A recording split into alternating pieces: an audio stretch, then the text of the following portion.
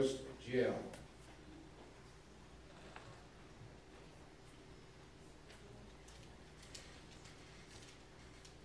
Lucy.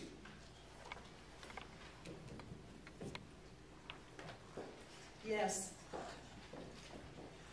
There are tremendous reasons that have been outlined again and again by Scott Masher as he has been making his presentations to the County Board of Supervisors.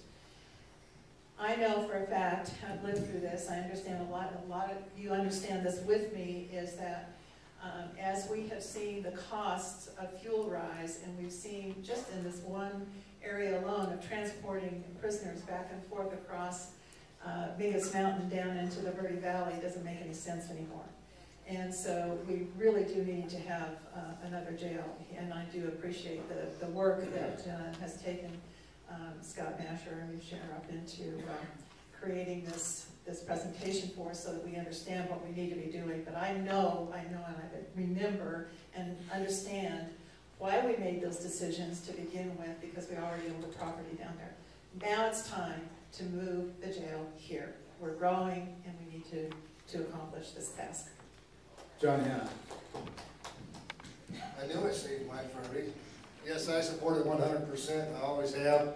I always thought it was a ridiculous idea that the jail be moved to the other side of the hill when over 60% of the inmates that are in that jail come from this side of the hill. In fact, on the high end of 68, I've talked to Scott about this a few times, and being a retired police officer, I know what it takes and the time that it takes to transport prisoners. If you look at what the cost is, just for an example, the city of Prescott, I believe it was $310,000 that they spent on transporting prisoners over to that side of the hill. The reason that the jail was put there is kind of two or threefold, if you want to call it that. There were a few people that didn't agree with one another, so they kind of got into a little, excuse the language, but a pissing contest with one another, and it ended up on that side of the hill.